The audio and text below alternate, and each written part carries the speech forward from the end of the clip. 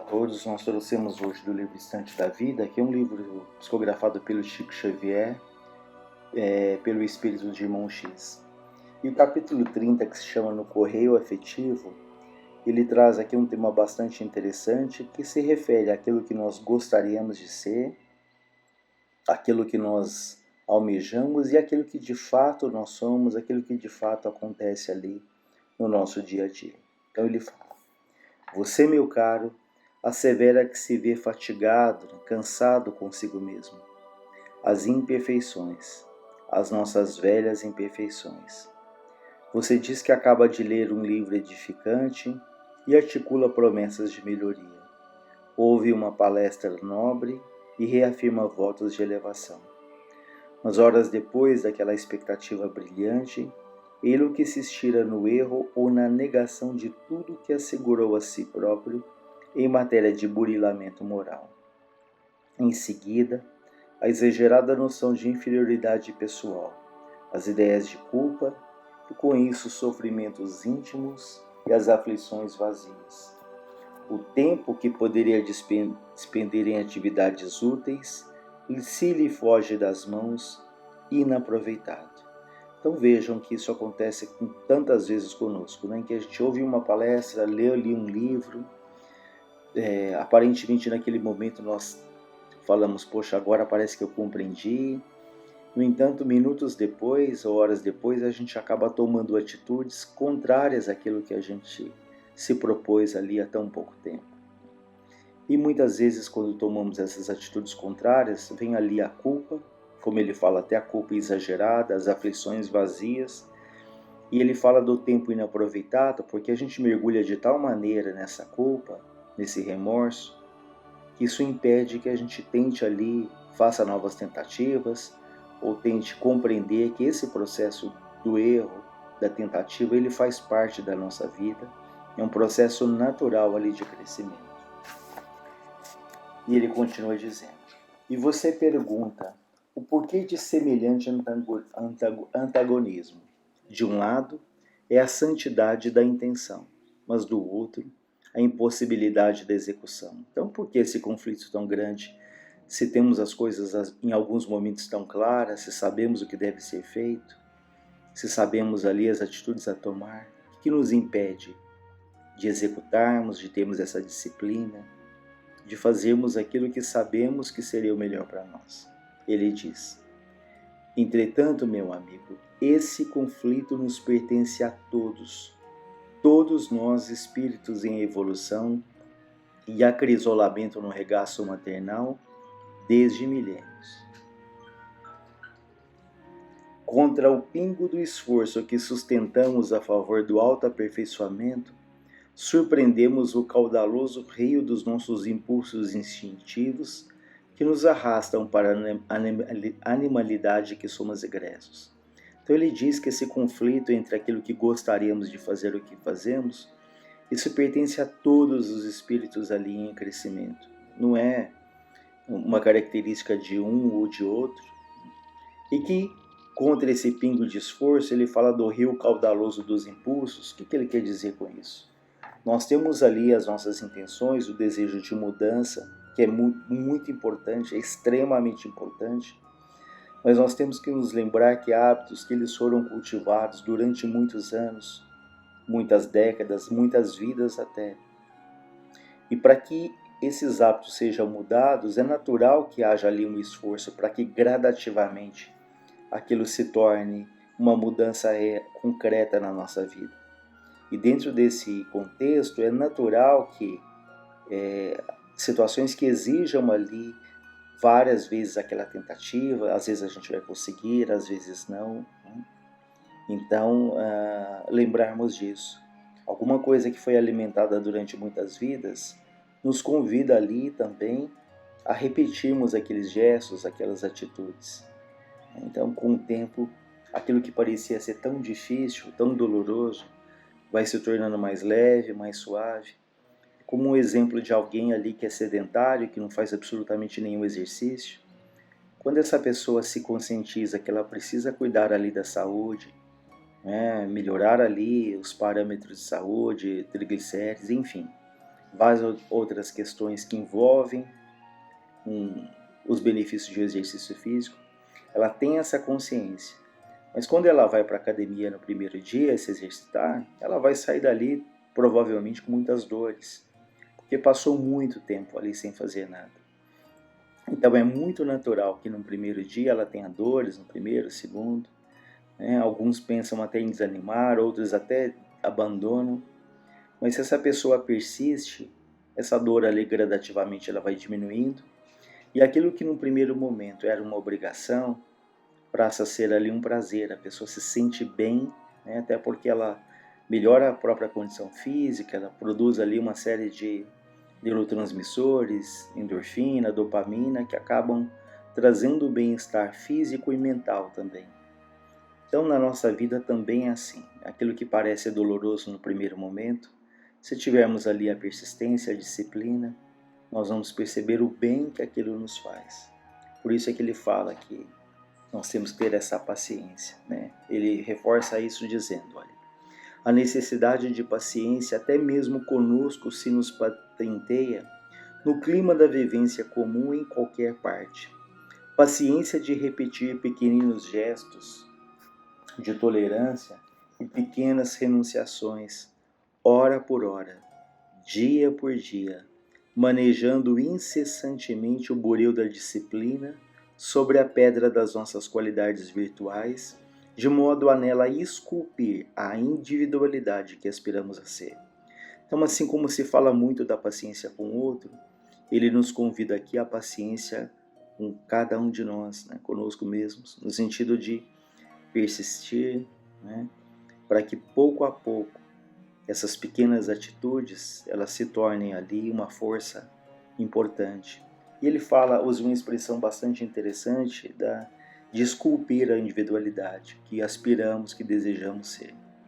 A gente lembra daquele exemplo de um escultor que quando ele vê ali um bloco de mármore, por exemplo, ele já imagina uma obra de arte. Então ele vai esculpindo, pacientemente, cuidadosamente.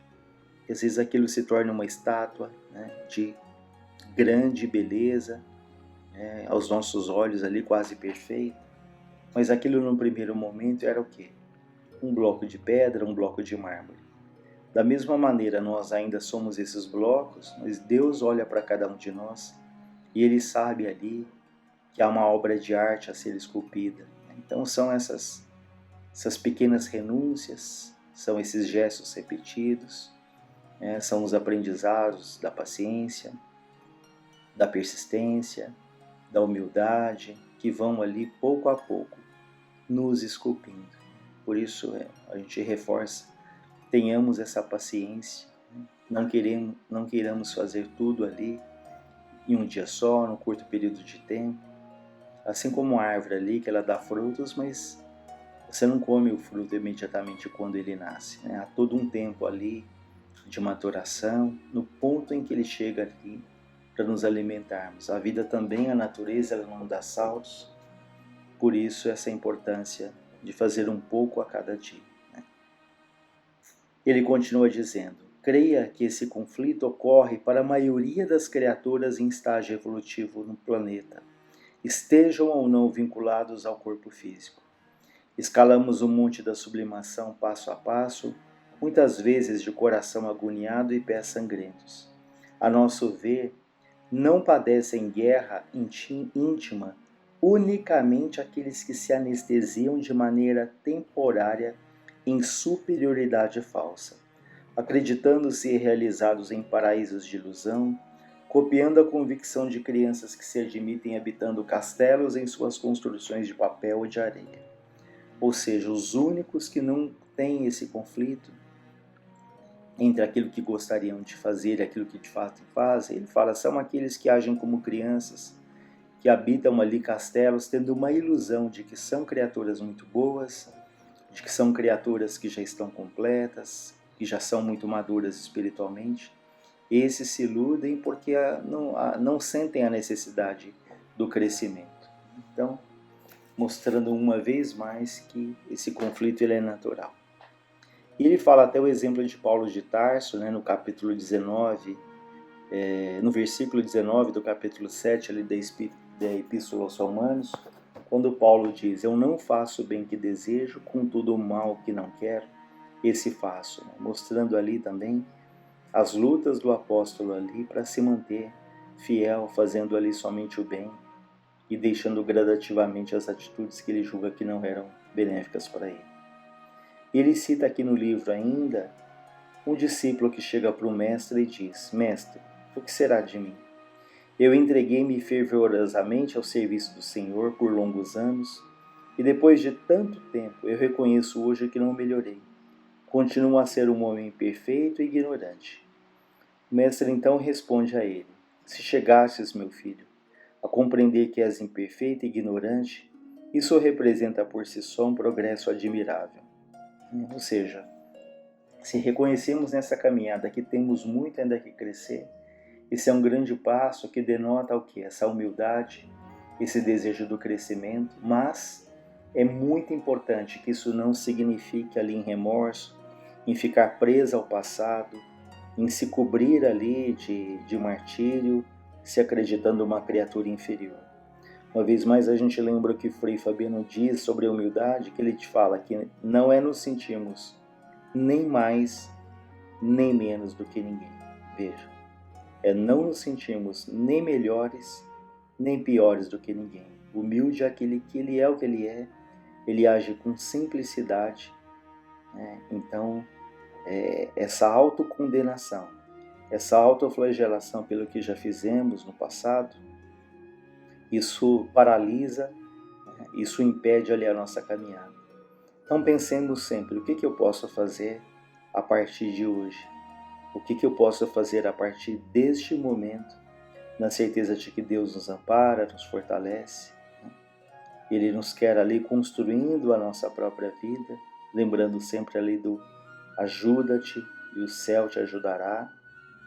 Outro momento que os Espíritos nos falam: nós te daremos a força necessária, se quiseres empregá-la. Ou seja, eles vão nos estimular, vão nos auxiliar, mas a atitude, a iniciativa tem que ser sempre nossa e sem ficar presos ali ao passado.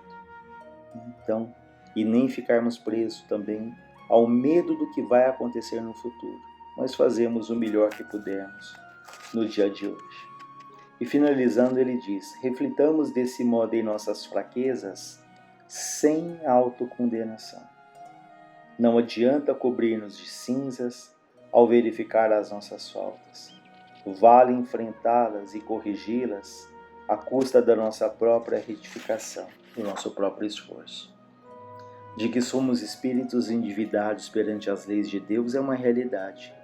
Que precisamos servir ao próximo com esse esquecimento de nós mesmos, para dissipar as trevas do egoísmo que ainda nos envolvem a alma, é nossa obrigação. Observando assim, com escapelo do raciocínio próprio, as deficiências e desequilíbrios que ainda nos pesam no ser, estaremos naturalmente curando nossa multimilenária cegueira do espírito. E com isso, meu caro, já nos cabe render graças a Deus. Então olhemos para frente, olhemos para o alto, e que Deus, em sua infinita bondade, Ele abençoe os nossos propósitos e façamos ali, pacientemente, né, e persistentemente aquilo que nos cabe, sem desânimo, na certeza de que tudo chegará nas nossas mãos no momento correto, se fizermos ali a parte que nos cabe. Graças a Deus, graças a Jesus.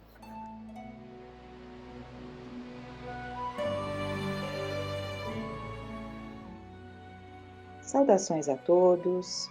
Vamos buscar então mais um capítulo no livro Mediunidade e Obsessão em Crianças, pela Sueli Caldas Schubert, em que ela nos traz os processos kármicos e por que a criança sofre.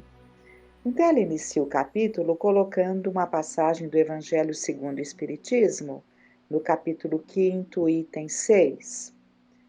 Que dizer, enfim, dessas crianças que morrem em tenra idade e da vida só conheceram sofrimentos?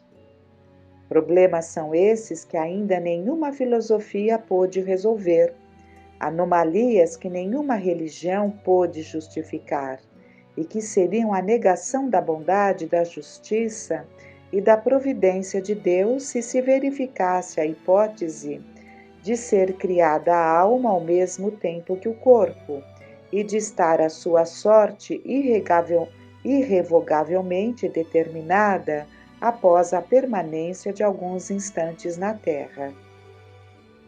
E a Sueli comenta: diante dos sofrimentos infantis, é comum que as pessoas comentem que as crianças não deveriam sofrer. Alegam que são inocentes, indefesas, etc. Ao se defrontarem nos hospitais com crianças enfermas, portadoras de doenças incuráveis, passando por dores e dificuldades ou vivendo na própria família a situação de um filho enfermo, não são poucos aqueles que se revoltam contra Deus, culpando-o e tentando de alguma maneira entender as causas dessas provações.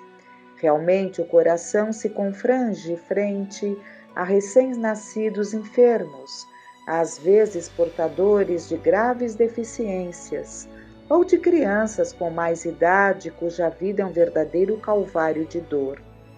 Por outro lado, encontramos crianças que desde o berço sofrem maus tratos dos pais ou responsáveis.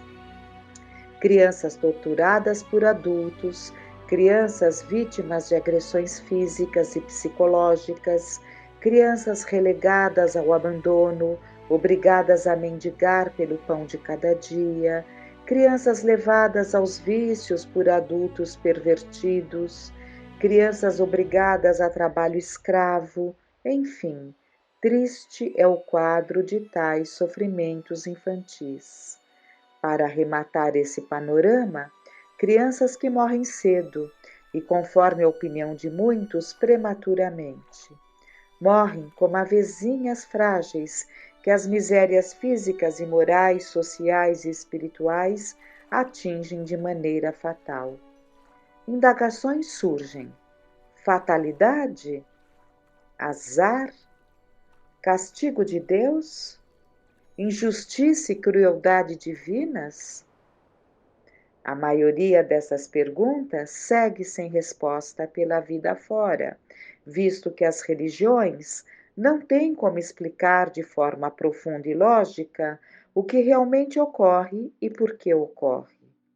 Como também os psicólogos, psiquiatras, sociólogos, etc., em que pese ao respeito que nos merecem e reconhecendo quanto tem ajudado a minorar os conflitos humanos, esbarram em pontos enigmáticos, difíceis de serem compreendidos e explicados. Não admitindo a existência de Deus, do Espírito, da reencarnação, da lei de causa e efeito, do livre-arbítrio, faltam a todas essas pessoas e credos religiosos os recursos para um entendimento maior acerca do sentido da vida. É interessante, né? Todos esses questionamentos que pairam na mente daquele que não tem essas respostas, daquele que não compreendem, daqueles, inclusive, que não admitem a existência de Deus, ou até daqueles que admitem a existência de Deus, mas não compreendem a reencarnação ou não aceitam, não entendem a lei de causa e efeito, não entendem o livre-arbítrio.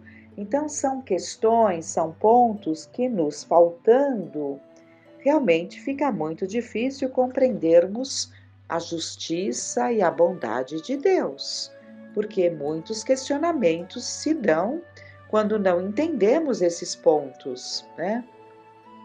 E ela continua: como já foi dito, a criança é um espírito reencarnado.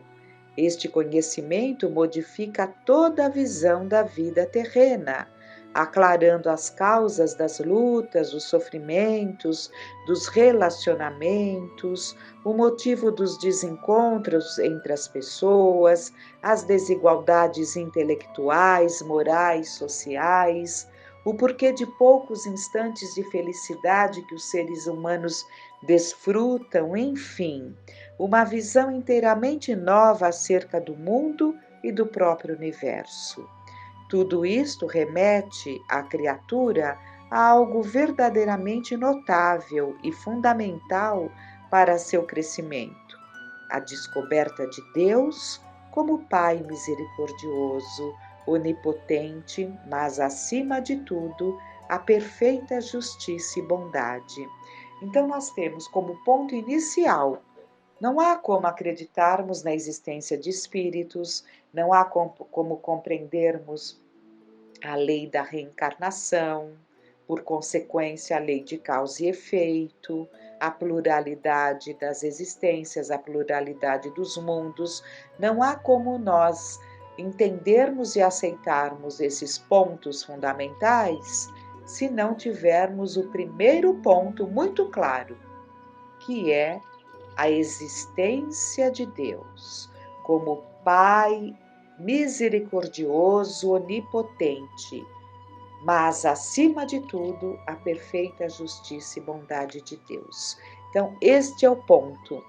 Se não tivermos esta compreensão, com certeza, de quando em quando, mesmo até dizendo que acreditamos nisso, naquilo, que entendemos que somos simpáticos a isso, mais aquilo, mas se não tiver muito forte em nós a existência de Deus, causa primeira de todas as coisas, né? A existência desse Pai Criador, todo bondade, todo justiça, todo sabedoria. Se não tivermos tudo isso muito firme em nós, a existência de Deus, não tem como buscarmos os outros pontos. E ela coloca: no livro Entre a Terra e o Céu, de André Luiz, apresenta o caso. No livro Entre a Terra e o Céu, André Luiz apresenta o caso Júlio, que esclarece bastante quanto à questão do sofrimento e a necessidade da reencarnação. Aliás, esse belíssimo livro de André Luiz, como todos os outros, nos ensina muito, muito, e ela vai trazer alguns pontos. Vejamos em síntese alguns pontos desse interessante relato. Júlio era o filho caçula do ferroviário Amaro e sua esposa Odila. Esta desencarnou, deixando-o com a filha adolescente Evelina e o pequeno Júlio, né? Então, nós vemos ali nos relatos, né, deste livro, o ferroviário Amaro tinha uma esposa, Odila, ela desencarna cedo, e ele fica com 2 filhos, o Júlio pequenino e a adolescente Evelina. Ao fim de algum tempo, Amaro casa-se com Zulmira. Esta tem dificuldade de se relacionar com os filhos do primeiro casamento de Amaro, especialmente com um menino muito ligado ao pai, que lhe dedicava muito carinho e atenção. Vendo-os juntos, a madrasta passa a ter ciúmes do enteado, imaginando que se ele morresse, teria o marido para si, não tendo que dividi-lo com mais ninguém, já que Evelina era muito retraída e não lhe dava trabalhos. Então, a Evelina era muito discreta, uma filha muito amadurecida, então agiu com discrição ali em relação ao segundo casamento, em relação à presença da segunda esposa. Então, realmente, ela não causava nenhuma questão ali com a Zulmira, né, que passou a ser a segunda esposa. Mas o pequenino, ainda muito jovem, muito novinho, e que adorava a presença do pai, né? Então nós vemos ali nos relatos, e o pai era muito obcecado por esse pequeno, então ele dedicava muito tempo da sua noite, quando ele chegava do trabalho, dedicava muito tempo em atenções ao pequeno. mesmo porque ele percebia que o pequeno sofria a falta da mãe, e ele tinha uma afinidade muito grande com o filho, e ele prazerosamente se dedicava muito a este filho, né? Isso causou muito ciúme na segunda esposa. Num passeio à praia, Zulmira descuida-se propositadamente do garoto, então com 8 anos, e este acaba morrendo afogado. Então, é bom que nós expliquemos, né? Talvez ela até venha a comentar, mas ela passou a desejar. Sabe aqueles desejos que vêm ali de quando em quando? Se ele não existisse, é algo que começa. Ai, só ele está atrapalhando minha felicidade. Se ele não existisse, né? Ela permitiu-se esses pensamentos. Por isso que nós temos que tomar muito cuidado com os pensamentos. Num belo domingo, estavam se distraindo ali na praia. O pai, não sei se ela vai relatar isso, o pai sai ali com a filha para, acho que andar de barco, alguma coisa assim, e o pequeno fica sob os cuidados da Zulmira. Mas ela tinha aquele desejo dentro dela, né?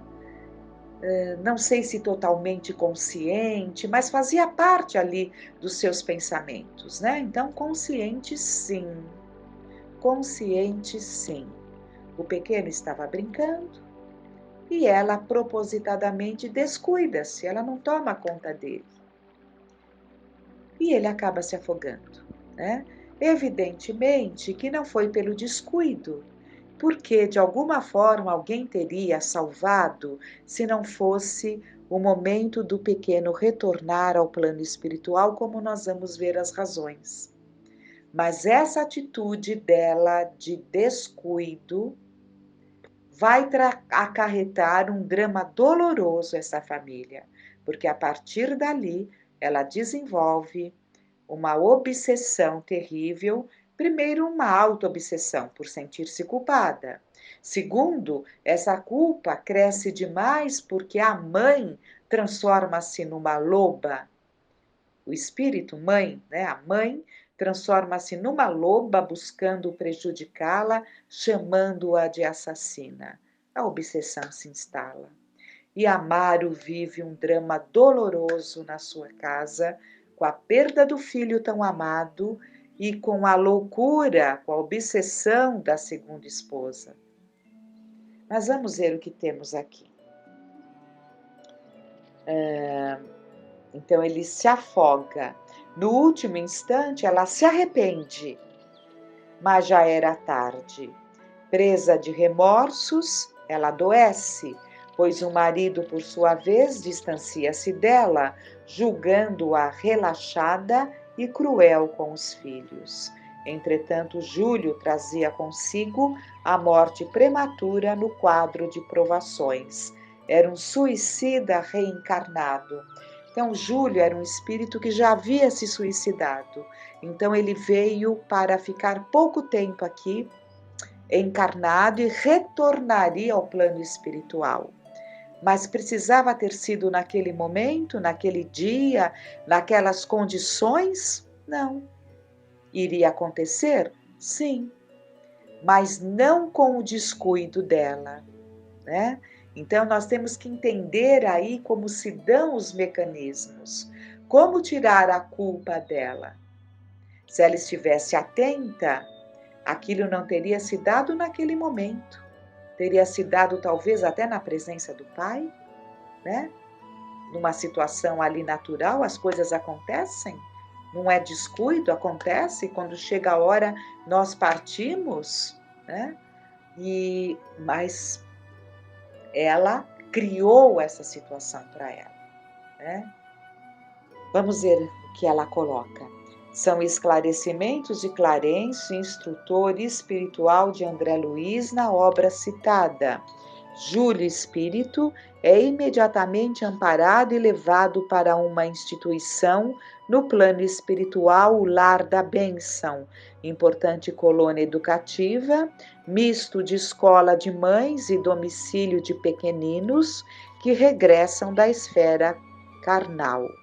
O menino apresentava um quadro de sofrimento e por isso necessitava de atendimento especial, tendo sido entregue aos cuidados de Blandina, espírito detentor de expressivos méritos que o acolheu em seu próprio lar.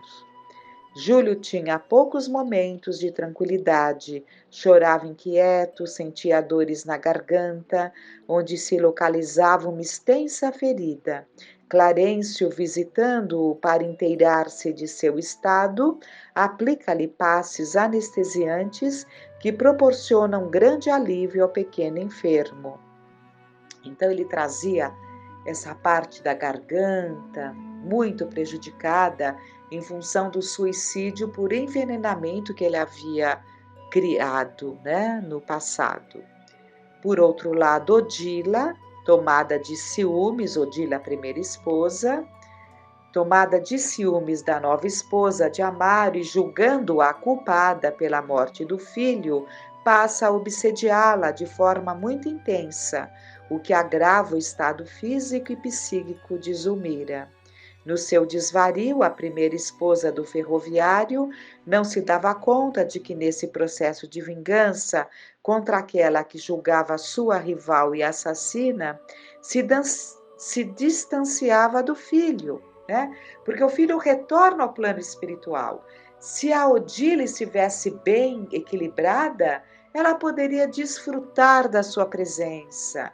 Ela poderia ali no lar da bênção, junto da Blandina, espírito iluminado, preparado, que acolhe ao pequeno, ela poderia colaborar, desfrutando, auxiliando e desfrutando da presença dele.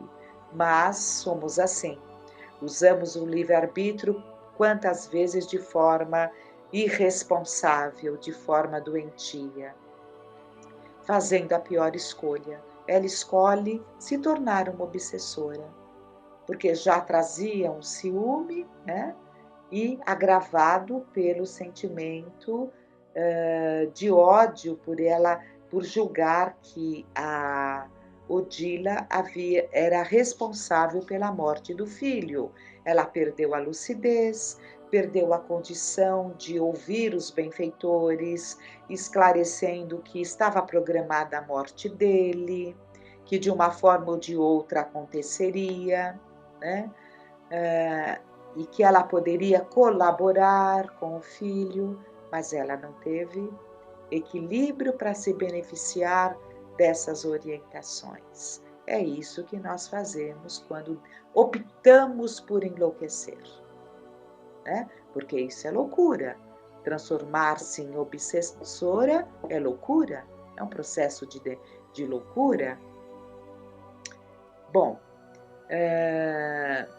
após várias providências dos benfeitores espirituais, visando a reaproximação e envolvendo o pequeno grupo de encarnados e desencarnados ligados ao acima mencionados, Odila desperta para a realidade e modifica inteiramente o seu modo de pensar e agir, sendo então levada até o lar de Blandina, ocorrendo assim o seu reencontro com o filho querido. Mas isso levou um espaço de tempo, né? É que aqui a Sueli Caldas está resumindo.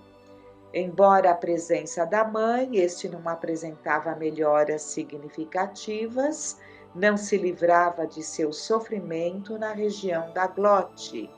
É esclarecido que Júlia, em anterior existência vivida em Assunção, após uma desilusão amorosa, ingeriu grande dose de corrosivo, tendo sobrevivido por alguns dias, porém não suportando as dores que o atormentavam, embebedou-se e jogou-se no rio Paraguai, terminando assim a vida física. Renascera posteriormente como filho daqueles aos quais estava vinculado espiritualmente, a Mariodila, mas em razão dos seus graves comprometimentos, teria um período curto no plano físico, desencarnando, portanto, por afogamento no mar. Então era já uma programação, mas não precisava ter sido no momento do descuido da Odila. Ela não precisava ter passado por isso, ela não precisava ter criado essas condições. Se ela tivesse se esforçado, digamos que a onda viesse ali, muito forte, e ela tomando ali todos os cuidados, ela não teria tido culpa, ela teria socorrido, né?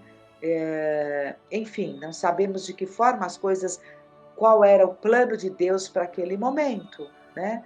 Mas o fato é que a culpa veio do seu desejo, porque quantas vezes nós fazemos de tudo para salvar um filho e não conseguimos? Onda após onda, podemos não conseguir, não é? Quantos casos? Mas a mente não nos punirá. Por quê? A culpa não nos punirá. Por quê? Fizemos de tudo, mas ela desejava a morte dele e propositadamente não tomou conta de um pequeno, né? Daí desencadear-se tudo isso. Mas que por hoje fiquemos com essas reflexões e que fiquemos em paz.